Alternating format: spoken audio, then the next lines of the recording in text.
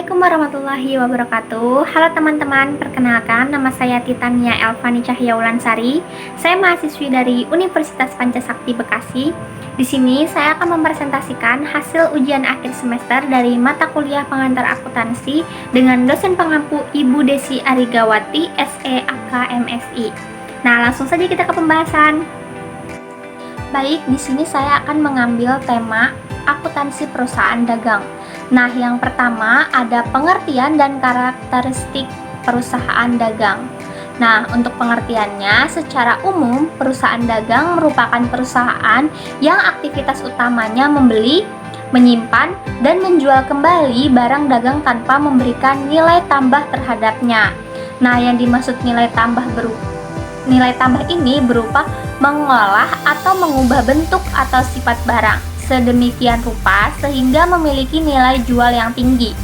Nah, perusahaan dagang ini bisa dibedakan dari jenis lain dengan melihat ciri-ciri khusus yang melekat dalam suatu perusahaan dagang. Nah, untuk ciri-ciri perusahaan dagang sendiri itu, yang pertama, pendapatan utamanya berasal dari penjualan barang dagangan. Yang kedua, biaya utamanya berasal dari harga pokok barang yang terjual dan biaya usaha lainnya. Yang ketiga, dalam akuntansinya terdapat akun persediaan barang dagangan. Nah, yang keempat, sebagai perantara antara produsen dan konsumen. Yang kelima, antara barang yang dibeli dan barang yang dijual sama atau tidak ada perubahan. Nah, yang keenam, tujuan utamanya mencari laba dengan cara menjual dagang dengan harga lebih tinggi dibanding dengan harga belinya. Oke, next, perusahaan dagang dapat dibedakan menjadi 3 jenis, yaitu yang pertama, perusahaan dagang besar atau wholesale. Nah, perusahaan yang secara langsung membeli produk dari pabrik dalam jumlah besar dan dijual dalam volume yang besar pula. Contohnya, pedagang grosir. Nah, yang kedua, yaitu perusahaan dagang perantara atau middleman. Nah, perusahaan ini yang membeli dalam partai besar untuk dijual kembali ke pengecer dalam jumlah sedang. Contohnya pedagang subgrosir. Nah, yang ketiga, perusahaan dagang pengecer atau retail. Nah, perusahaan ini perusahaan yang langsung berhubungan dengan konsumen. Konsumen dapat membeli secara eceran atau produk yang ditawarkan. Retailer ini sering kita dapati di lingkungan kita, contohnya warung, kios, dan lain sebagainya. Nah, kemudian ada kegiatan perusahaan dagang secara umum, yaitu 1. Pembelian. Kegiatan pembelian dalam perusahaan dagang meliputi pembelian aktiva produktif, pembelian barang dagangan serta pembelian barang dan jasa lain dalam rangka kegiatan usaha. Pembelian dapat dilakukan secara kredit maupun secara tunai. Nah, yang kedua ada pembayaran. Kegiatan pembelian akan diikuti dengan pembayaran. Waktu tempatnya pembelian harus dibayar tergantung pada syarat jual beli yang ditetapkan. Nah, yang ketiga ada penjualan. Penjualan dapat dilakukan secara kredit maupun tunai. Apabila penjual dilakukan secara kredit, maka akan menimbulkan piutang yang akan dicatat dalam akun piutang dagang. Nah, yang keempat ada penerimaan uang.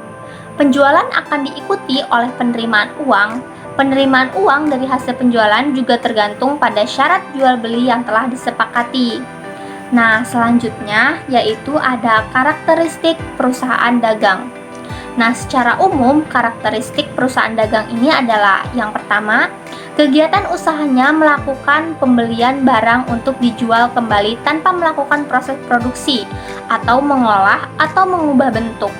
Nah, yang kedua, pendapatan pokoknya diperoleh dari penjualan barang dagang. Yang ketiga, harga pokok barang yang dijual adalah nilai persediaan awal ditambah pembelian bersih namun dikurangi persediaan akhir. Laba kotor yang diperoleh dari penjualan bersih dikurangi harga pokok barang yang dijual. Tetapi, jika dihubungkan dengan kegiatannya, karakteristik perusahaan dagang dapat diuraikan menjadi 1. Melakukan transaksi pembelian barang dagang baik secara tunai maupun kredit. Yang kedua, melakukan transaksi penjualan barang dagang baik secara tunai maupun kredit. Yang ketiga, melakukan pembayaran utang usaha yang terjadi akibat adanya berbagai transaksi dalam aktivitas perusahaan. Yang keempat, menerima pembayaran atau pelunasan piutang usaha yang terjadi akibat adanya berbagai transaksi dalam aktivitas perusahaan. Nah, yang kelima, melakukan penyimpanan barang dagang selama belum dijual dan diserahkan kepada pembeli atau konsumen. Oke, next. Selanjutnya ada syarat pembayaran dan potongan rabat. Nah, syarat pembayaran pada perusahaan dagang berkaitan dengan potongan tunai jangka waktu pembayaran dan besarnya potongan yang diberikan. Berikut beberapa syarat pembayaran yang terjadi dalam perjanjian jual beli secara kredit. Syarat N/30. Nah, artinya pembayaran ini dilakukan paling lambat 30 hari setelah terjadi transaksi jual beli. Nah, yang kedua, syarat 2/10. N/30. Artinya, jika pembayaran dilakukan sebelum 10 hari setelah terjadi transaksi atau kurang, akan mendapat potongan 2%, dan pembayaran faktur paling lambat 30 hari setelah transaksi. Nah, yang ketiga ada syarat 2/10, 1/15, dan N/10. Nah, ini artinya jika pembayaran dilakukan 10 hari atau kurang akan mendapat potongan 2%. Jika pembayaran dilakukan setelah 10 hari sampai 15 hari akan mendapat potongan 1%. Pembayaran faktur paling lambat 30 hari setelah transaksi. Nah, yang keempat ada syarat EOM atau end of month.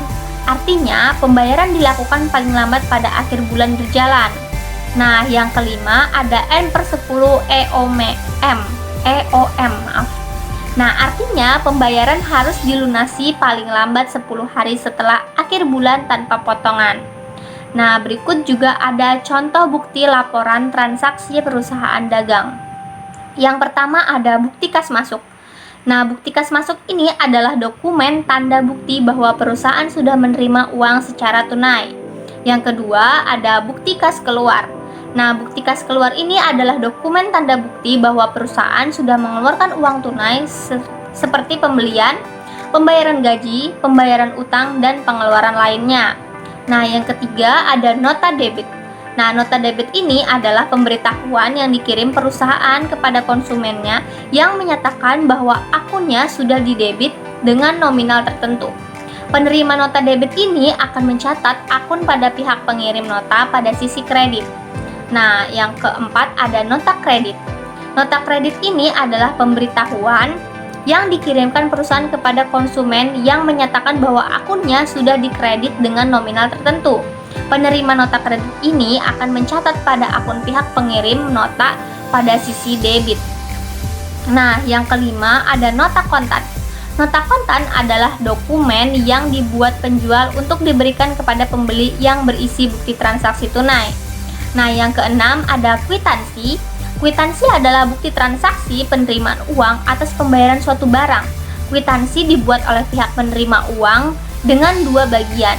Satu diberikan kepada pembayar dan satunya lagi disimpan penerima uang sebagai bukti pencatatan penerima uang. Nah, yang ketujuh ada faktur. Faktur adalah bukti transaksi terjadinya pembelian dan penjualan yang dibayarkan secara kredit. Faktur dibuat oleh pihak penjual untuk diberikan ke pihak pembeli dengan dirangkap yang asli untuk pembeli dan tembusannya untuk disimpan penjual faktur ini. Faktur ini juga bertujuan sebagai bahan pertimbangan pembeli agar teliti terhadap barang yang dibelinya. Nah, yang kedelapan ada cek.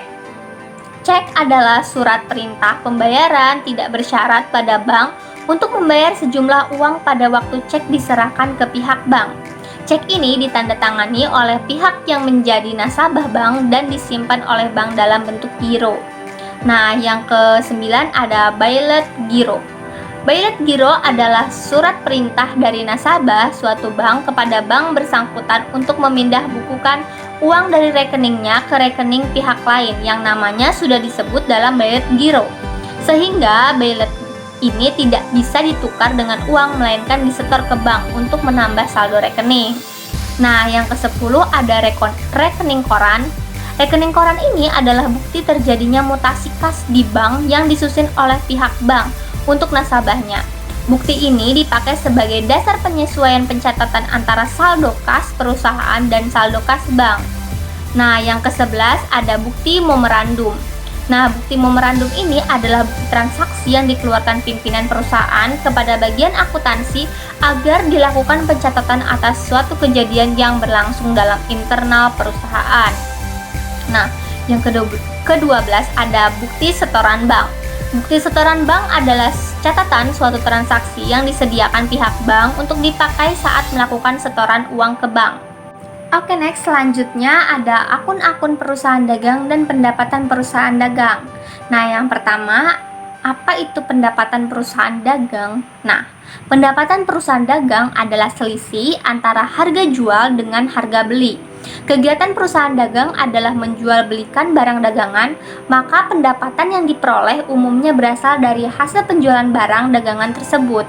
Untuk menentukan pendapatan perusahaan dagang dapat dilakukan dengan membandingkan antara harga jual dengan harga pokok atau harga beli, di mana hasilnya disebut laba kotor.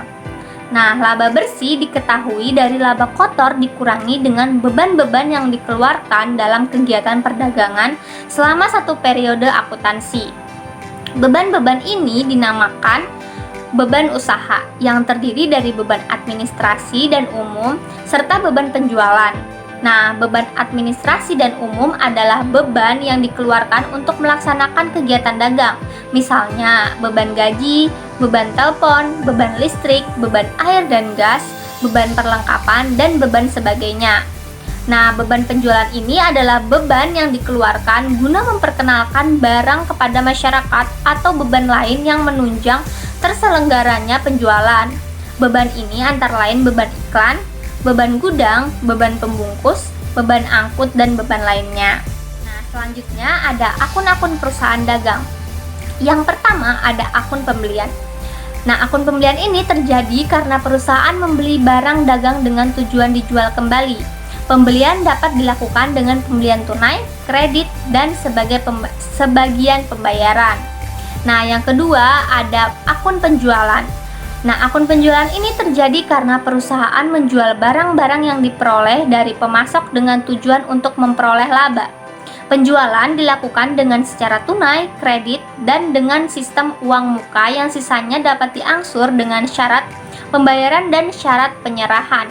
Dasar pencatatannya dengan faktur jika kredit dan bukti penerimaan kas jika tunai. Nah, yang ketiga ada akun potong pembelian.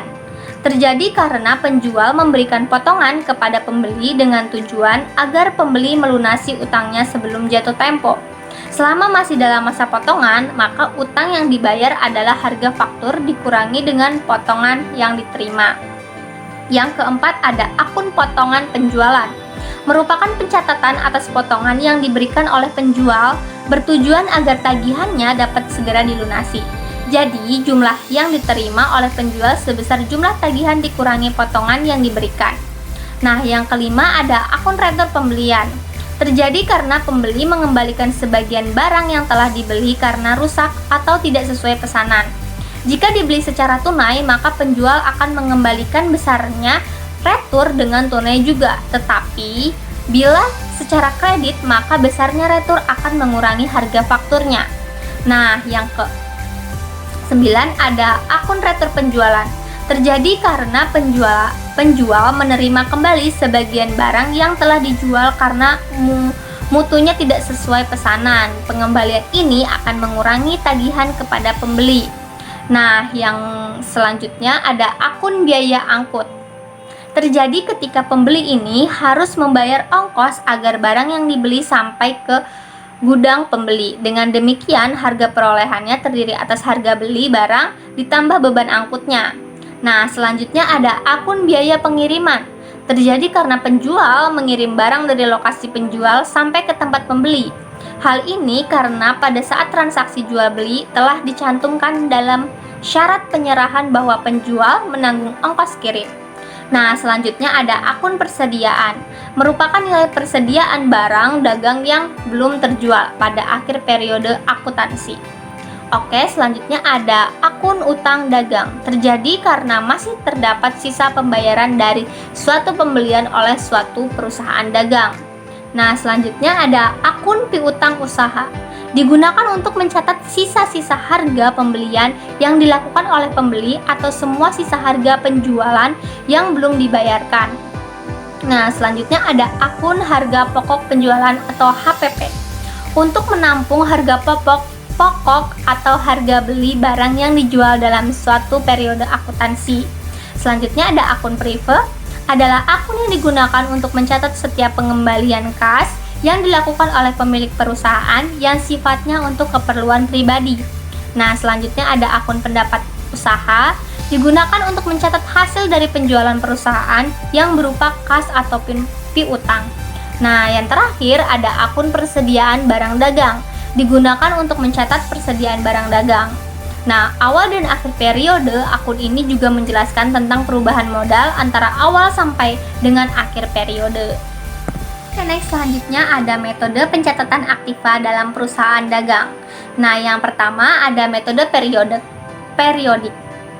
Nah, yaitu metode yang digunakan untuk mencatat hal-hal yang berkaitan dengan persediaan barang dagangan dalam perusahaan dagang, di mana persediaan dicatat dan dihitung pada awal dan akhir periode akuntansi untuk menentukan harga pokok penjualannya. Metode ini banyak digunakan oleh perusahaan yang frekuensi transaksinya tinggi. Nah, yang kedua ada metode perpetual, yaitu metode yang digunakan untuk mencatat hal-hal yang berkaitan dengan persediaan barang dagangan dalam perusahaan dagang, di mana persediaan dicatat dan dihitung secara rinci baik pada waktu dibeli maupun dijual.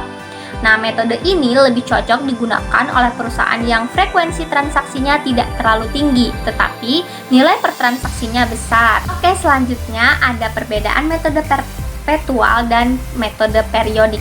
Sementara sistem persediaan periodik dan perpetual ini digunakan untuk mengelola persediaan perusahaan. Perbedaan lain antara persediaan periodik dan perpetual ini meliputi yang pertama ada ayat jurnal penutup. Nah, ayat jurnal penutup ini atau pencatatan yang dibuat pada akhir periode akuntansi diperlukan dalam sistem persediaan periodik, tapi tidak dalam sistem persediaan perpetual. Nah, yang kedua ada harga pokok penjualan. Nah, kita dapat menggunakan sistem persediaan perpetual untuk menghitung harga pokok penjualan dengan lebih akurat, karena sistem ini diperbarui setelah setiap penjualan. Nah, sebagai perbandingan, sistem persediaan periodik menghitung harga pokok penjualan pada akhir periode akuntansi.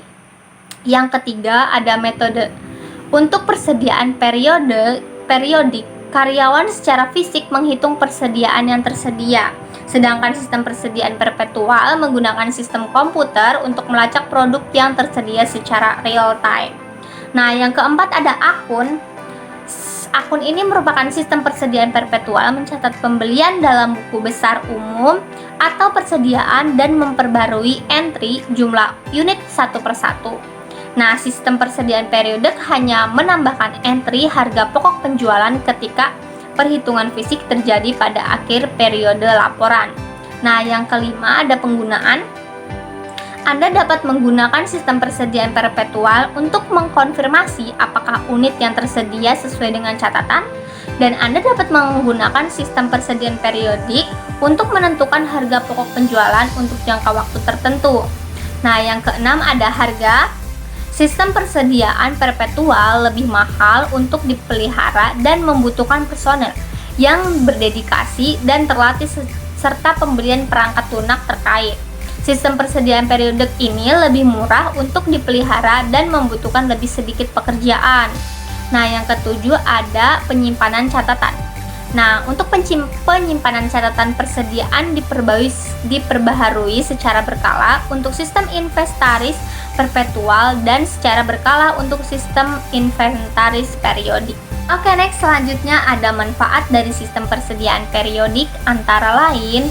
Yang pertama, ideal untuk bisnis kecil. Nah, pengecekan berkala dapat dilakukan untuk bisnis yang mengelola sejumlah kecil inventaris karena tidak memerlukan banyak waktu untuk menghitung semua item inventaris dan membutuhkan lebih sedikit karyawan untuk mengelolanya. Nah, yang kedua ada mudah diterapkan. Persediaan periodik adalah sistem yang mudah digunakan karena melibatkan perhitungan sederhana dan hanya beberapa catatan, termasuk jumlah persediaan yang tersedia dan terjual. Nah, yang ketiga, mengurangi biaya. Nah, persediaan periodik ini lebih murah daripada persediaan perpetual karena tidak memerlukan perangkat lunak komputer khusus yang Anda perlukan untuk melatih karyawan untuk menggunakannya. Nah, untuk manfaat sistem persediaan perpetual sendiri yaitu yang pertama, pemantauan real time. Sistem persediaan perpetual menghitung persediaan secara real time selama jam kerja, yang berarti menghilangkan kebutuhan untuk menutup toko untuk menghitung persediaan secara fisik. Nah, yang kedua, lebih akurat. Nah, sistem inventaris perpetual ini memungkinkan pelacakan inventaris perusahaan yang lebih akurat karena menyimpan data secara elektronik dan lebih detail. Nah, yang ketiga, mudah untuk mengidentifikasi kesalahan terkait inventaris. Nah, inventaris perpetual menyimpan semua data inventaris, membuatnya mudah untuk menemukan kesalahan terkait inventaris, seperti pengiriman yang hilang. Nah, yang keempat, ada transaksi individu, yaitu persediaan perpetual menyimpan informasi tentang transaksi individu, memberikan tampilan rinci dari setiap item yang dijual. Selanjutnya ada tabel contoh pencatatan persediaan barang dagang di atas. Teman-teman bisa melihat. Nah, di sini ada contoh pencatatan persediaan barang dagang. Nah, ada jenis transaksi, metode periodik, dan metode perpetual. Nah, untuk jenis transaksi pembelian barang, untuk metode periodik ada pembelian masuk di debit, kas atau utang dagang masuk di kredit. Nah, untuk metode perpetualnya ada persediaan barang masuk ke debit dan kas atau utang dagang masuk ke kredit. Nah, untuk jenis transaksi retur pembelian ada metode periodiknya kas atau utang dagang ke debit dan retur pembelian ke kredit. Nah, untuk metode perpetualnya ada kas atau utang dagang masuk ke debit dan persediaan barang ke kredit. Nah, untuk jenis transaksi potongan pembelian ada metode periodik, kas masuk ke debit dan potongan pembelian masuk ke kredit. Nah, untuk metode perpetualnya ada kas masuk ke debit dan persediaan barang ke kredit. Nah, untuk jenis transaksi penjualan barang ada metode periodik, kas atau piutang masuk ke debit dan penjualan masuk ke kredit. Dan metode perpetualnya ada kas atau piutang masuk ke debit dan penjualan ke kredit, ada harga pokok penjualan masuk ke debit dan persediaan barang masuk ke kredit. Nah, untuk jenis transaksi retur penjualan ada metode periodik, retur penjualan masuk ke debit dan kas atau piutang dagang masuk ke kredit. Untuk metode perpetualnya ada retur penjualan masuk ke debit, kas atau piutang dagang masuk ke kredit, dan ada persediaan barang dagang masuk ke debit dan harga pokok penjualan masuk ke kredit. Oke, next, selanjutnya dalam manajemen perusahaan ini dikenal adanya siklus akuntansi. Ini merupakan sebuah proses pembuatan laporan keuangan dalam sebuah perusahaan yang mencakup periode waktu tertentu. Nah, berikut ini kita akan bahas bagaimana siklus akuntansi pada perusahaan dagang yang terdiri dari 12 tahap. Nah, yang pertama ada identifikasi transaksi jurnal. Nah, tahap pertama ini adalah melakukan identifikasi transaksi jurnal. Tahap ini dilakukan dengan mengidentifikasi transaksi dari sebuah perusahaan. Pembuatan jurnal transaksi harus melibatkan semua akun di perusahaan. Nah, yang kedua ada penyusunan jurnal khusus. Pada sebuah perusahaan besar, biasanya transaksi jurnal dibagi menjadi jurnal umum dan jurnal khusus. Nah, jurnal khusus akan memuat jenis transaksi yang bersifat khusus dan lebih spesifik. Jika jumlah transaksi perusahaan hanya sedikit, maka tidak perlu membuat jurnal khusus, cukup dengan jurnal umum saja. Nah, yang ketiga ada menyusun buku besar pembantu. Nah, tahap selanjutnya adalah penyusunan buku besar pembantu. Dokumen ini merupakan bagian dari buku besar umum.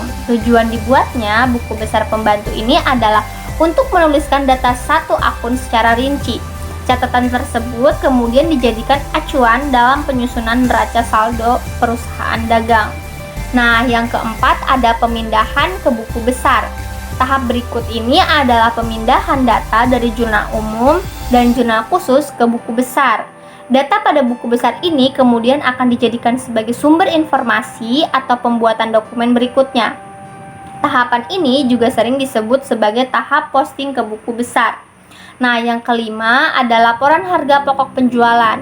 Nah, jika sebuah perusahaan menggunakan metode pencatatan secara fisik, maka harga pokok penjualan bisa diketahui saat ada penjualan. Karena itulah bisa dilakukan pencatatan harga pokok penjualan atau HPP dan jurnal penjualan. Nah, yang keenam ada pembuatan neraca saldo. Nah, langkah berikutnya ini yang perlu dilakukan adalah pembuatan neraca saldo. Proses pembuatan neraca saldo dilakukan berdasarkan informasi yang termuat pada buku besar. Data yang digunakan adalah saldo akhir di setiap akun yang terdata. Bagian yang perlu diperhatikan adalah balance antara debit dan kreditnya. Nah, yang ketujuh ada penyusunan jurnal penyesuaian. Tahap berikutnya dalam siklus akuntansi perusahaan dagang adalah penyusunan jurnal penyesuaian. Nah, jurnal penyesuaian ini dibuat karena adanya transaksi yang mempengaruhi akun perusahaan dan memunculkan akun baru. Salah satu contohnya adalah transaksi yang terjadi akibat sewa kios yang jatuh tempo. Nah, yang kedelapan ada penyesuaian neraca saldo. Nah, tahap ini merupakan yang harus dilakukan adalah penyesuaian neraca saldo. Setelah dilakukan penyesuaian, maka ada dokumen baru yang disebut neraca saldo setelah disesuaikan atau adjusted trial balance. Nah, yang kesembilan ada laporan keuangan. Setelah mendapatkan adjusted trial balance, maka disusunlah laporan keuangan. Laporan ini sangatlah penting karena akan memudahkan pencarian informasi kondisi keuangan perusahaan. Penyusunan laporan keuangan ini dilakukan berdasarkan data yang didapat dari adjusted trial balance. Nah, yang ke-10 ada pembuatan jurnal penutup. Jika laporan keuangan sudah selesai dibuat, maka disusunlah jurnal penutup. Nah, jurnal penutup ini dibuat berdasarkan data dari akun-akun yang dilaporkan di laba rugi. Nah, data yang digunakan adalah data dari akun pendapatan dan biaya. Nah, yang ke-11 ada neraca saldo setelah penutupan. Nah, berikutnya dilakukan penyusunan neraca saldo setelah penutupan. Pada tahap ini pencatatan ulang akun-akun yang berubah. Nah, yang ke-12 yaitu pembuatan jurnal pembalik. Nah, ini ini yang terakhir. Jurnal pembalik menjadi dokumen yang bisa dibuat dan bisa juga tidak. Nah, pembuatan jurnal pembalik ini hanya dilakukan pada kondisi tertentu, yaitu untuk akun-akun tertentu. Salah satu contohnya adalah untuk mencatat adanya transaksi pendapatan yang diterima di muka atau piutang. Oke, selanjutnya yaitu ada contoh transaksi perusahaan dagang dengan dua metode. Nah, di sini ada contoh soal. PT Aldin Hijab melakukan transaksi sebagai berikut. Pada tanggal 2 Februari 2019 menerima pelunasan piutang dari toko Elvira sebesar 10 juta rupiah. Nah, pada tanggal 6 Februari 2019 memberi barang dagang secara kredit senilai 25 juta rupiah.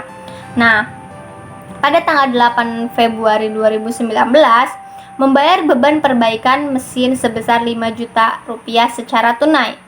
Nah, pada tanggal 10 Februari 2019 menjual barang dagang sebesar 60 juta rupiah ke toko makmur dengan harga 70 juta rupiah tunai dengan potongan tunai sebesar 2 juta rupiah. Nah, tanggal 11 Februari 2019 memberi barang dagang dari PT Abadi secara tunai seharga 60 juta rupiah dengan potongan tunai sebesar 3 juta rupiah. Nah, pada tanggal 14 Februari 2019 memberi peralatan kantor 3 buah laptop senilai 24 juta rupiah secara tunai. Oke, next selanjutnya pada tanggal 16 Februari 2019 menerima pelunasan piutang dari toko Amazon sebesar 25 juta rupiah dengan potongan tunai sebesar 2 juta rupiah.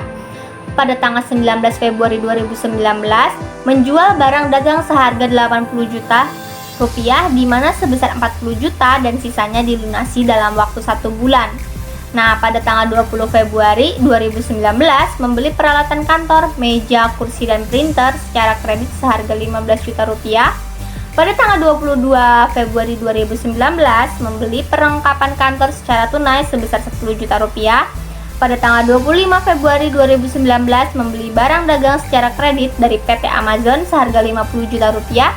Dan yang terakhir, pada tanggal 29 Februari 2019 membayar utang usaha kepada PT Abadi seharga 30 juta rupiah dengan potongan sebesar 2 juta rupiah. Baik teman-teman, bisa melihat untuk catatan transaksi menggunakan metode perpetual dan periodik ini pada PT Eldin Hijab, Jurnal Umum periode bulan Februari 2019. Nah, di sini ada metode perpetual dan metode periodik. Nah, untuk keterangannya pada tanggal 2 Februari 2019 pada metode perpetual ada kas 10 juta rupiah masuk ke debit dan piutang masuk ke kredit sebesar 10 juta rupiah. Nah, untuk metode periodiknya ada kas masuk ke debit 10 juta rupiah dan piutang masuk ke kredit 10 juta rupiah. Nah, untuk tanggal 6 Februari 2019 ada persediaan masuk untuk metode perpetualnya, ada persediaan 25 juta rupiah masuk ke debit dan utang usaha 25 juta rupiah masuk ke kredit. Untuk metode periodiknya ada pembelian masuk ke debit sebesar 25 juta rupiah dan utang usaha masuk ke kredit sebesar 25 juta rupiah. Nah, selanjutnya tanggal 8 ada beban servis mesin sebesar 5 juta rupiah untuk metode perpetual masuk ke debit dan kas untuk metode perpetualnya masuk ke kredit sebesar 5 juta rupiah. Nah, untuk metode periodiknya ada beban servis mesin 5 juta rupiah masuk ke debit dan beban servis mesin 5 juta rupiah masuk ke kredit. Nah, selanjutnya pada tanggal 10 Februari 2019 untuk metode perpetual ada kas masuk ke debit 68 juta rupiah dan potongan penjualan masuk ke debit sebesar 2 juta rupiah. Untuk penjualan ada ke kredit masuk ke kredit sebesar 70 juta rupiah. Untuk HPP masuk ke debit 60 juta rupiah dan persediaan masuk ke kredit sebesar 60 juta rupiah. Nah, untuk periodiknya ada kas masuk ke debit 68 juta rupiah, potongan penjualan 2 juta rupiah masuk ke debit juga, dan penjualan sebesar 70 juta rupiah masuk ke kredit. Nah, untuk tanggal 11 Februari 2019 untuk metode perpetual ada persediaan masuk ke debit 60 juta rupiah, potongan pembelian masuk ke kredit 3 juta rupiah dan kas masuk ke kredit sebesar 50 juta rupiah. Nah, untuk metode periodiknya ada pembelian sebesar 60 juta masuk ke debit, potongan pembelian masuk ke kredit sebesar 3 juta rupiah dan kas masuk ke kredit sebesar 57 juta rupiah. Nah, pada tanggal 14 Februari 2019 ada peralatan kantor. Untuk metode perpetualnya ada peralatan kantor sebesar 24 juta rupiah masuk ke debit dan kas sebesar 24 juta rupiah masuk ke kredit. Nah, untuk metode periodiknya ada peralatan kantor masuk ke debit sebesar 24 juta rupiah dan kas masuk ke kredit sebesar 24 juta rupiah. Nah, pada tanggal 16 Februari 2019 untuk metode perpetual ada kas masuk ke debit sebesar 23 juta rupiah, potongan penjualan masuk ke debit sebesar 2 juta rupiah, dan ada piutang masuk ke kredit sebesar 25 juta rupiah. Nah, untuk metode periodiknya ada kas masuk ke debit sebesar kas masuk ke debit benar sebesar 23 juta rupiah dan potongan penjualan masuk ke debit sebesar 2 juta rupiah. Kemudian ada piutang masuk ke kredit sebesar 25 juta rupiah. Nah, pada tanggal 19 Februari 2019 ada kas masuk ke debit 40 juta rupiah dan piutang usaha masuk ke debit sebesar 40 juta rupiah. Kemudian ada penjualan masuk ke kredit sebesar 80 juta rupiah. Kemudian ada HPP sebesar 72 juta rupiah dan persediaan sebesar 72 juta rupiah masuk ke kredit. Nah, untuk metode periodiknya ada kas masuk ke debit sebesar 40 juta rupiah, piutang usaha masuk ke debit sebesar 40 juta rupiah, dan penjualan masuk ke kredit sebesar 80 juta rupiah. Nah, pada tanggal 20 Februari 2019 ada peralatan kantor masuk ke debit sebesar 15 juta rupiah, ada utang usaha masuk ke kredit sebesar 15 juta rupiah.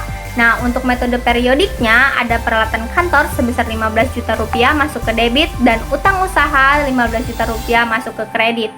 Nah, pada tanggal 22 Februari 2019 ada perlengkapan kantor 10 juta rupiah masuk ke debit dan kas 10 juta rupiah masuk ke kredit untuk metode perpetual.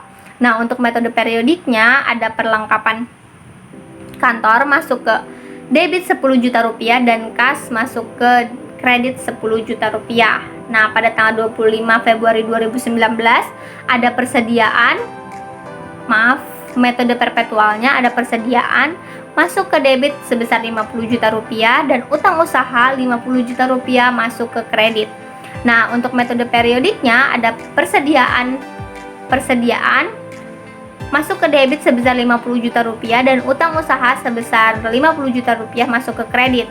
Nah, pada tanggal 29 Februari 2019 ada utang usaha masuk ke debit 30 juta rupiah untuk metode perpetual dan potongan pembelian serta potongan pembelian sebesar 2 juta rupiah masuk kredit dan kas 28 juta rupiah masuk ke kredit. Nah, untuk metode periodiknya ada utang usaha sebesar 30 juta rupiah masuk ke debit dan potongan pembelian 2 juta rupiah masuk ke kredit serta kas masuk ke kredit sebesar 28 juta rupiah. Nah, untuk jumlahnya di sini ada untuk metode perpetual yaitu 536 juta untuk debit dan untuk kasnya 536 juta rupiah untuk kredit. Nah, untuk metode periodiknya ada 440 juta rupiah untuk debit dan 404 juta rupiah untuk kredit. Nah, ini semua balance ya teman-teman. Baik, itulah tadi hasil presentasi UAS dari saya. Jika terdapat kesalahan dalam pengucapan kata, kalimat, atau penjabaran materi yang kurang tepat, mohon dimaafkan karena di sini saya juga masih dalam proses belajar. Baik, saya akhiri wabillahi taufiq wal hidayah. Wassalamualaikum warahmatullahi wabarakatuh.